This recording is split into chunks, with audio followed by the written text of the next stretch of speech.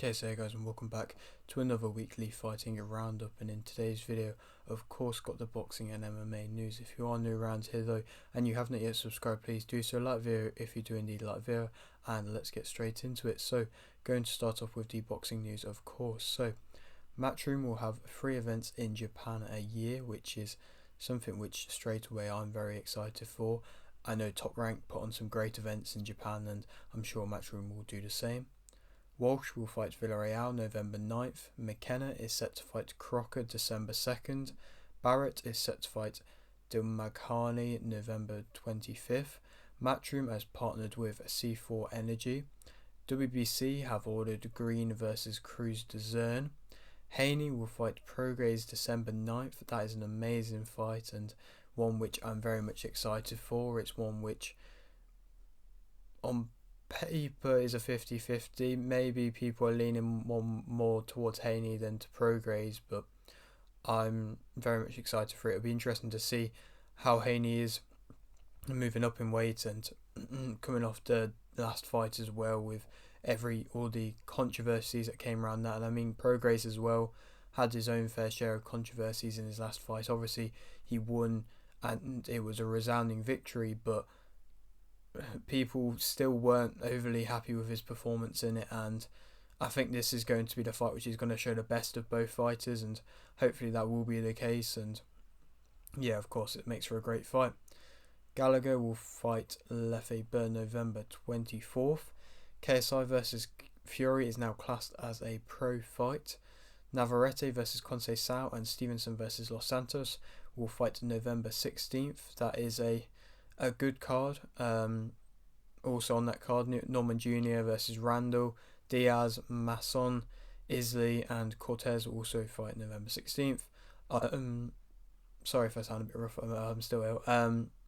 Yeah, it's a good card. It's good to see Stevenson back being active, and obviously he was wanting the Haney fight as well, and that obviously didn't end up happening, and he's been struggling. I mean, he's going to get the Martin fight, but that didn't end up happening, and he's been struggling to find opponents, but it's nice to see that he's got an opponent, still a tough opponent nonetheless, in Los Santos. And yeah, it's going to be an interesting fight, and I always love when Stevenson fights because of how good of a fighter he is. And Navarrete, of course, I'm a big fan of him as well, and coming off his last fight, which was a great fight, it's good to see him back fighting again, also being quite active, to be fair to him. Berchelt vs Ruiz and Silva will fight October 14th. Wardley vs Adelaide, Parker vs Keane, Makhmudov vs Smakisik, Smaki, Itoma, Takam vs Bacoli and McCann vs Duran Jr. will fight 28th of October. Rivas vs Cruz, Castro vs Fuenzalida and Bazaldua vs Cruz will fight November 18th.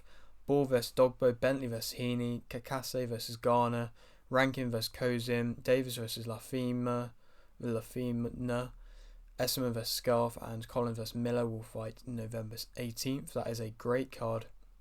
Good to see Queensbury back putting on these big cards again, and it's one where, like, it's branded really, all the fights are at maybe a similar level to an extent, but they're all 50-50s, and that's what I like to see. And some big names on there. Of course, it's good to see Scarf getting that big fight with Esserman, and amongst other fights as well, Miller getting a big fight with Collins, another person we've had on the channel. And so yeah, some great fights, like I said, on there. Eubank will fight Schwarzkopf November 10th. Yeah, good to see Eubank back. Of course, I spoke to him over on BBTV a few weeks ago, and it seems like this is going to be another good stepping stone fight to get to where he wants to be. Joshua vs Wilder is off for January. Gwynn has joined Queensbury. Fulgham will fight October 7th. Fury vs Usyk is set to be signed for December 23rd. It's actually now been signed, which is seemingly the first we've got so far, and so that's a positive nonetheless. December 23rd, I don't know if that's going to actually be the confirmed date or not. I mean, what, 2 days before Christmas? I suppose you never know, but it would be amazing to see if it does end up happening before the end of the year. It would be somewhat of a miracle nonetheless. And of course, Fury has to get through this fight versus Ngannou first. We never know what might happen with that. Ajagba versus Gudel and Maratala versus Torres will fight November 4th. Benavidez versus Andrade is set for November 25th. Ramirez is set to fight Figueroa also November 25th. Saunders is set to fight in December. Crawford versus Spence 2 is in talks. Hennessy won via TK in round 5 versus Kloss. McKenna won by stoppage in round 6 versus Tetley. Unfortunate for Tetley, but a good stoppage by McKenna. Macedo won via TK in round 6 versus TKV. Riley won via unanimous decision versus Corliss to become English Cruiserweight Champion. Simpson won via unanimous decision versus Macias. Dubois won via unanimous decision versus Rodriguez to become IBO World Lightweight Champion. And just to speak more about that card, I always like to kind of say what happened and then speak about the card. And TKV, a big defeat for him. It was a big cut. I mean, there's been talks about what was going on with the gloves and everything like that. I don't know. I can't really give too much an opinion on that, but there was a bit of controversy around that. Of course, he's definitely going to get more shots in big fights or ways to rebuild himself to big fights, but it's just going to be one of them things where maybe to an extent it's a good thing that he's come at this point, as we'll see him rebuild. It's the same as Matty Harris, we're going to see him rebuild inevitably and get back to that high level. I'm sure about it, really. Riley, very good performance, very good showing to become English Cruiserweight Champion. Simpson, another good showing as well. Dubois, very good performance from her. She looked very spiteful. Fair play to her opponent for staying in there. I thought the ref was going to stop it, to be fair, but of course he didn't, and she was putting on a very dominant display. I thought my prediction was a bit wrong. I mean, I said she'd win, but I said it would be in the earlier rounds, but still a very dominant performance from her, and against an opponent who is a tough opponent, and it's going to be was a step up for her, and it was like I said, a very convincing performance, and it'd be interesting to see where she goes from there. She's got lots of potential. Suleiman won via points versus Ocampo. Sains won via TK in round 3 versus Sturcek. Lidard won via points versus Kramer. Courtney won via points versus Bernal. Ryan won via points versus Jorniak. Scotney won via unanimous decision versus Griffith to remain IBF World Super Bantamweight Champion. Dixon won via unanimous decision versus Fanders to become EBU European Lightweight Champion. Clark won via unanimous decision versus Dussard to become IBF International Cruiserweight Champion. Opataya won via TK in round 4 versus Thompson to remain IBF World Cruiserweight Champion. And speaking about that card, of course, Lillard, we spoke to him on the channel. It's good to see him progressing very nicely, getting victories. Scotney, a very, very good performance from her.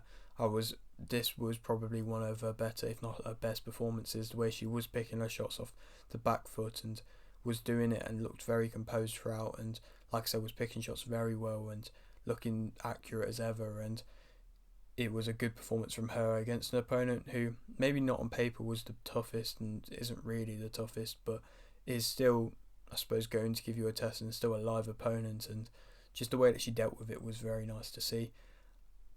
Clark getting a unanimous decision. Everybody fights Desarin and gets to the top, so it's going to be interesting to see where Clark goes from there. I mean, Thompson just had that fight for the world title and fought Desar 2-3 fights before, so give it a few more fights, you never know where Clark may be. Opataya, amazing. He's one of my favourite fighters at the moment. Cruiserweight fighter, probably the best cruiserweight in the world in my opinion. Obviously it's a bit of a bold statement to an extent, but when he's putting on showings like that, it isn't really. Like, he was so explosive. Like I said in my prediction, he just really tore and broke down Thompson straight away. You knew from the get-go that it was going to be a rough night for Thompson, and he just couldn't deal with it. He couldn't keep the range well enough. It was virtually impossible to keep the range against somebody who was moving as well as Opataya was, and in a fight where maybe on paper he could have been overlooking because he had other options that pulled through and pulled out, and it was nice to see him still be so convincing and still be able to get such a good victory and be able to stop Thompson in the way he did, the fashion he did. Seems like it probably will be Briedis next, and I don't hate that fight because it was such a good fight last time, but it seems like Opataya is got lots of potential and is going to be fighting for this high level for a long time, I believe. Well, especially if he keeps putting on displays like that. Wallin won by split decision versus Gassiev. That was surprising to an extent. Nobody really expected that to be the case.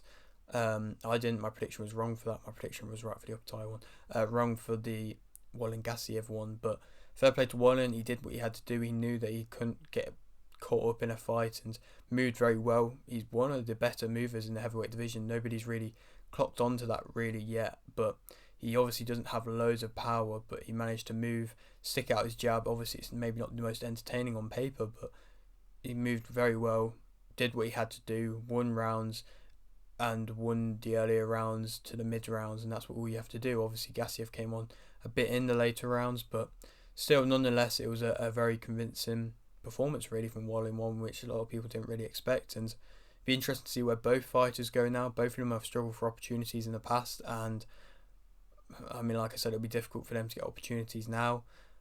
Wouldn't surprise me if there's still a rematch for this, to be completely honest, but nevertheless, there'll be.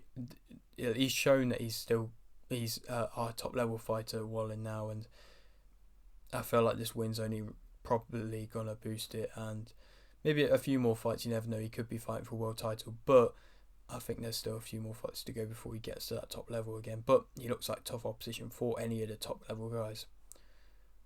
Amanko drew vs James. Moten won via TKO round 1 vs Flores. Nui Magambet won via TKO round 3 vs Osundai. And Dairo Gorsha won via majority decision vs Levelwood. Valenzuela won via KO in round 6 vs Solano. Gvozdik won via KO in round 2 vs Rodriguez. Sanchez won via stoppage in round 4 vs Alexander to remain WBC Continental American Heavyweight Champion. Garcia won via TKO round 8 versus Resendiz to remain WBA Intercontinental Middleweight Champion. Lubin won via unanimous decision versus Ramos Jr. Barrios won via unanimous decision versus Ugas to become WBC Interim World Welterweight Champion. Canelo won via unanimous decision versus Charlo to remain IBF, WBA Super, WBC and WBO World Super Middleweight Champion. And it was a good card in general. Lubin managing to get back a win in ways in a very tough fight for him. A fight which a lot of people maybe did kind of write him off to an extent, but it's good to see him back at the top level.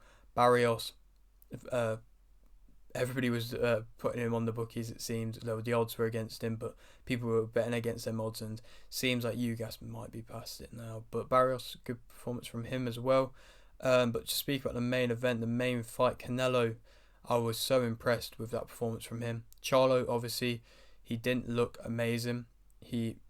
I said in my prediction, if he gives too much respect to Canelo, it could be a rough night for him, and he gave way too much respect. He didn't. I thought he would.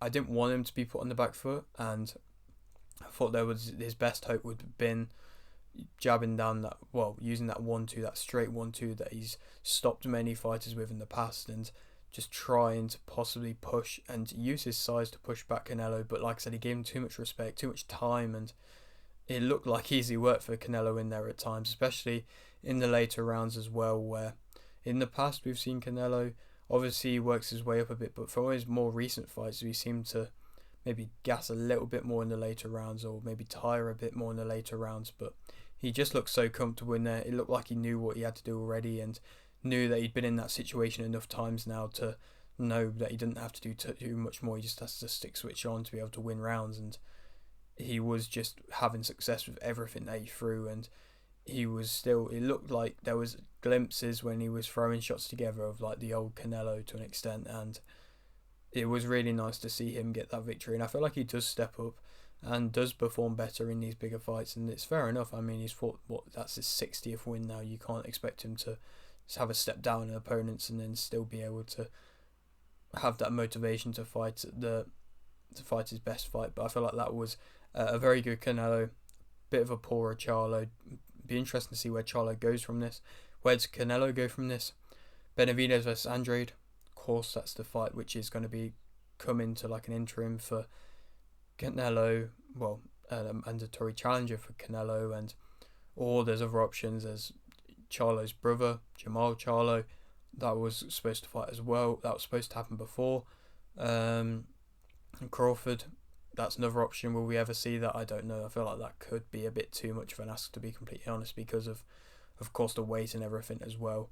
But there's definitely more big fights out there if he's going to want them, and I'm sure that's what he's going to want to have. And it was nice to see, like I said, a Canelo performance, which if he'd have gone out there and he got battered and he got really badly stopped, it would have been a real shame.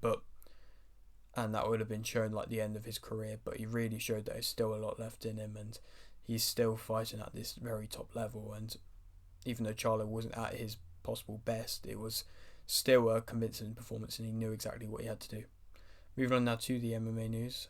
Gary will fight Luque December 16th. Brady is set to fight Gastelum December 2nd. Frevoa will fight St. Denis November 11th. Volkanovski wants to fight in January. And Felder is set to fight in UFC 300.